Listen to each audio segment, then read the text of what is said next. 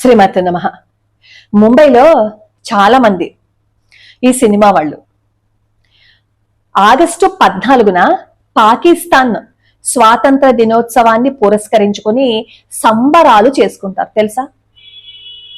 చాలా మంది చేసుకుంటారు. వార్ 2 పోస్టర్ చూసారా మీరు ఎవరైనా? ఒకసారి చూపిస్తాను. చూసారా? This independence day August 14th, Telugu, Tamil, Hindi అని రాశారు. ఇది చూసిన వెంటనే ఈ ముంబైలో ఆగస్టు 14th కొంతమంది బాలీవుడ్ యాక్టర్స్ ఈ పాకిస్తాన్ యొక్క స్వాతంత్ర దినాన్ని సెలబ్రేట్ చేసుకుంటారని తెలిస్తే ఈ రెండు లింకప్ చేసుకుని వెంటనే ఏ థాట్ వస్తుంది? కావాలని ఇంటెన్షనల్ గా వాళ్ళు చేశారు అని వస్తుంది కదా. వస్తుందంటే అది చూడగానే అది అలాగే అనిపించింది.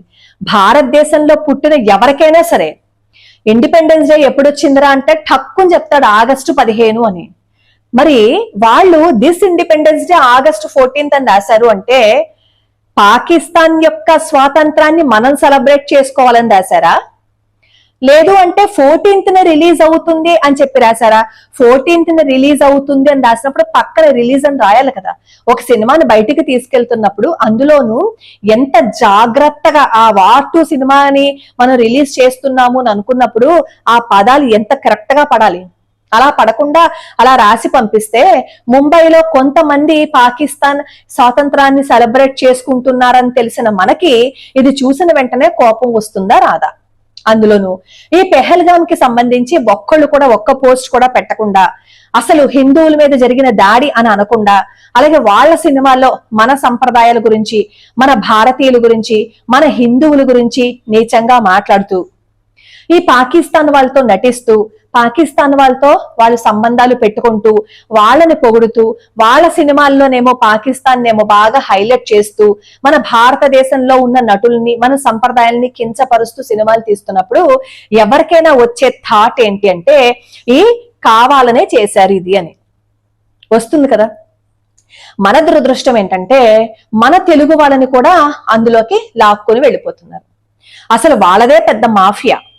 ఈ కంగనా రనౌత్ గారు కూడా అంటారు ఈ బాలీవుడ్ వాళ్ళకి మాఫియాతో సంబంధం ఉండకుండా ఉండదు, మోస్ట్ ఆఫ్ ది వాళ్ళకి బాలీవుడ్ వాళ్ళకి మాఫియాతో సంబంధం ఉంటుంది అని. ఆ మాఫియాతో సంబంధం ఉంటుందని తెలియగానే ఆ క్యాప్షన్ చూసినప్పుడు ఏమనిపిస్తుంది మనకి? ఓహో, కావాలని చేశారనమాట అని.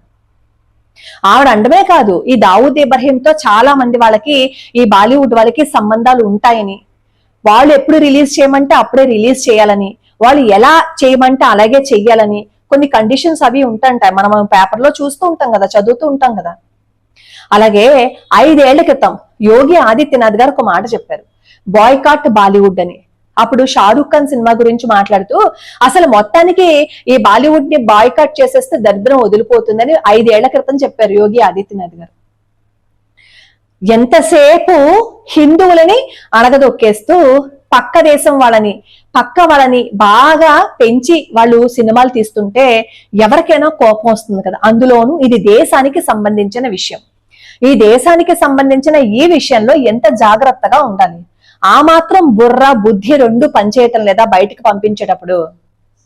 పాకిస్తాన్ వాళ్ళకి ఆగస్టు 14th స్వాతంత్రం వచ్చిందని తెలిసిన తర్వాత కూడా అక్కడ ఎంత జాగ్రత్తగా రాయాలి. రిలీజ్ చేస్తున్నాము అని రాయాలి, లేదు అంటే ఆగస్టు 14th రిలీజ్ అవుతుందని రాయాలి. అలా రాయకుండా this independence day August 14th అని రాస్తే ఇది ఎలా చేసినట్టు? ఏ ఉద్దేశంతో చేసినట్టు? ఇప్పటికే ఈ బాలీవుడ్ వాళ్ళ ఇంపాక్ట్ మన తెలుగు వాళ్ళ మీద పడిపోయింది. ఆదిపురుషు సినిమా కూడా సర్వదరిద్రం చేసి భ్రష్టు పట్టించేశారు ఆ సినిమాని. ఖర్దా సినిమా విషయంలో కూడా అంతే, ఎంత అసహ్యంగా తీయాలో అంత అసహ్యంగాను తీసేసి మన పురాణాలని వక్రీకరించేశారు. ఇప్పుడు వాళ్ళ సినిమాలు ఆడట్లేదు కాబట్టి మన వాళ్ళని కూడా అందులోకి తీసుకువెళ్లి ఆ రొచ్చులోకి మన వాళ్ళని కూడా లాగుతున్నారు. ఇప్పుడు చెప్పండి, అది కావాలని రాశారా?